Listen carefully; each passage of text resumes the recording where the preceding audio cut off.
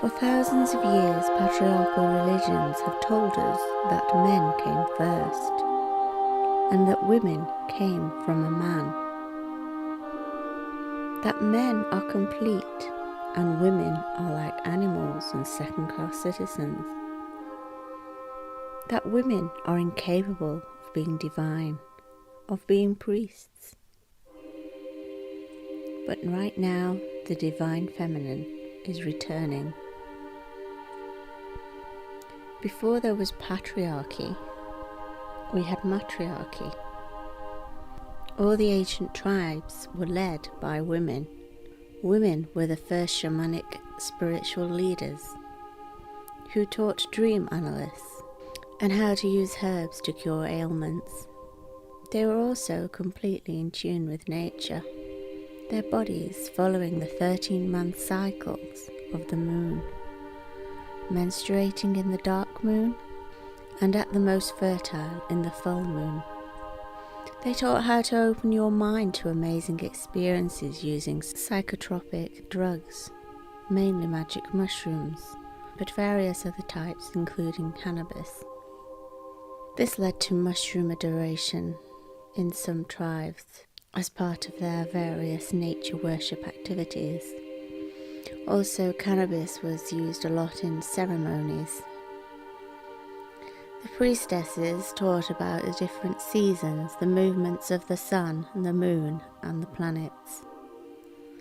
They could predict when things were going to happen by closely following these teachings. These women would produce female clones of themselves using parthenogenesis. Special ceremonies would be carried out to achieve this under the full moon. The women knew that they were the most fertile during the full moon, and so called it being impregnated by the moon goddess. Celebrations would happen at certain times of the year, mainly Beltane, as this was supposed to be the most fertile time of the year, not only in nature, but their own bodies, which are part of nature. Females do have a prostate and are capable of ejaculation. This sort of information has been hidden from us, because there didn't used to actually be males. There was only females, or you could say at that time there was no such thing as male or female, because the females were just producing clones of themselves. So you could argue that they were androgynous. However, females still have this capability now. So to be female is to be both male and female. The first male was born. There was a mutation on one of the sex chromosomes. Humans have 23 pairs of chromosomes. 22 of these are equally matched. The exception, pair number 23, the sex chromosomes, are matched in the female, who has an XX, and they are mismatched in the male, who has an X and a Y. We say mismatched because the Y chromosome is shorter than its matching X chromosome.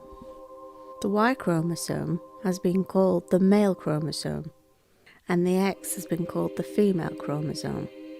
These names are not completely accurate descriptions, but they have found their way into common usage.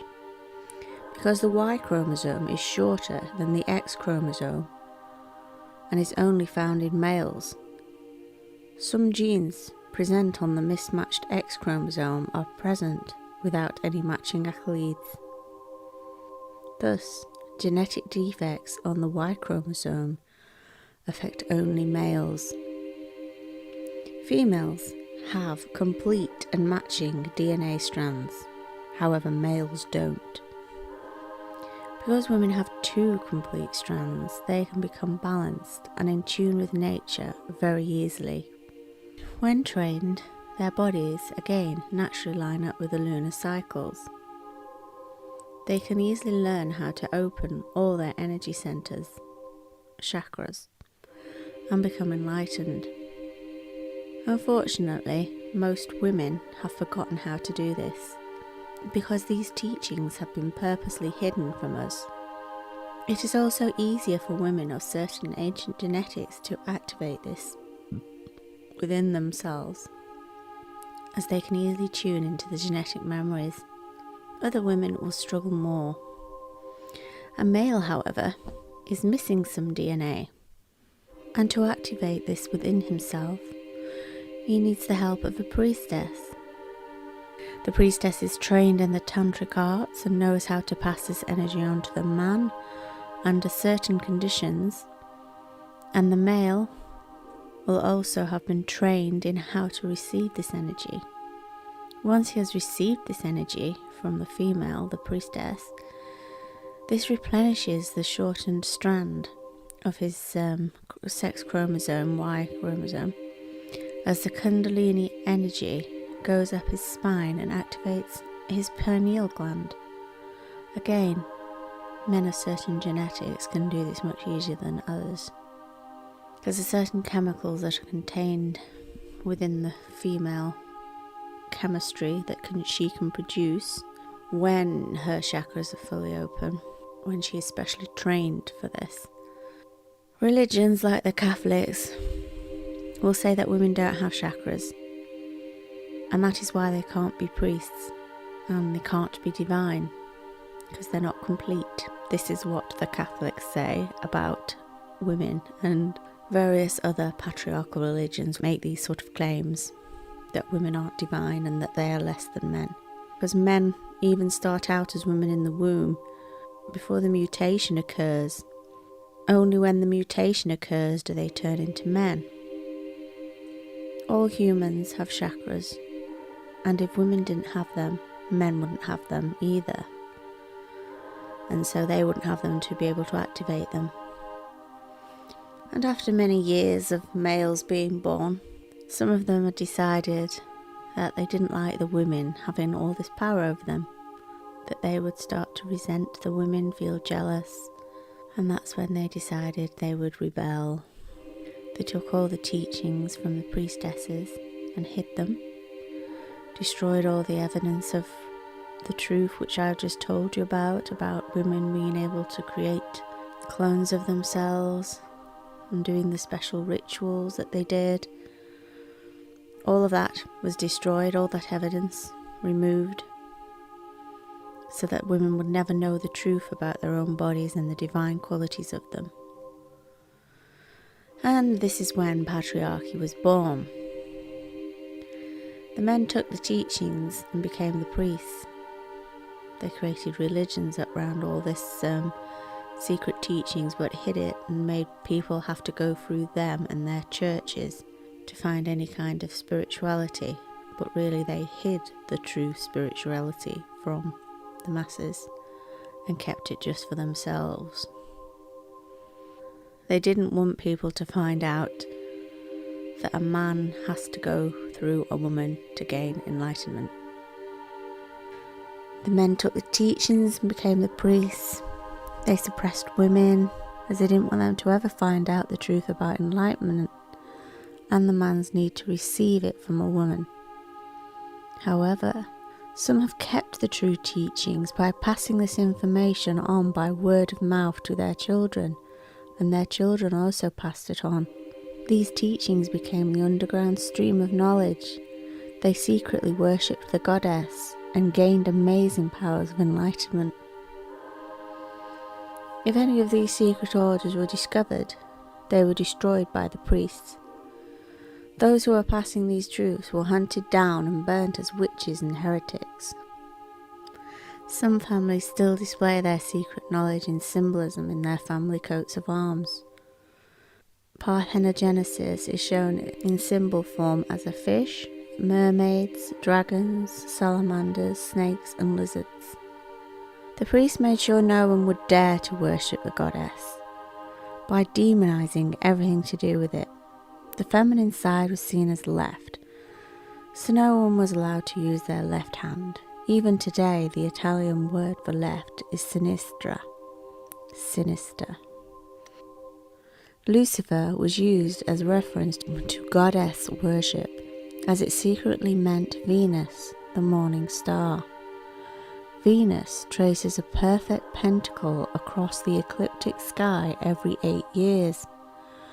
So astonished were the ancients to observe this phenomenon that Venus and her pentacle became symbols of perfection, beauty, and the cyclic qualities of sexual love.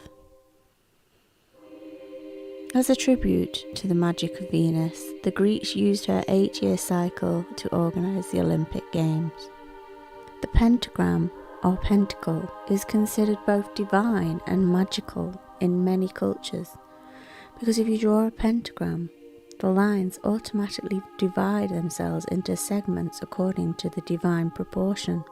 The ratios of the line segments in a pentacle all equal pi, making this symbol the ultimate expression of the divine proportion.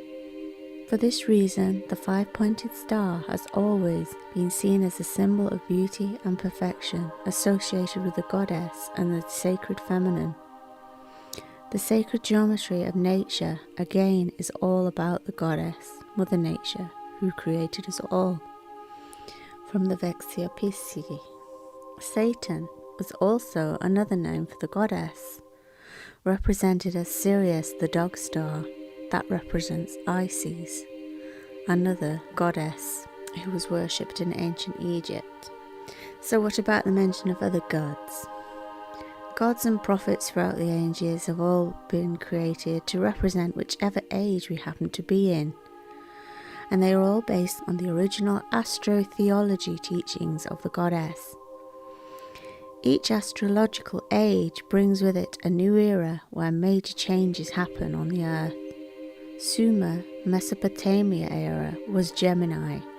This is why we have the stories about the twins or brothers, Anki and Enlil, one good, one bad, who battle to control the earth.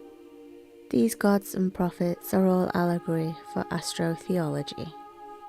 After the Sumer era, there was the Taurian era, which was the Minoan bull worship. After that came Aries, which is the ram, and then we had the Jewish religion, which was formed around that, and then we came to Pisces.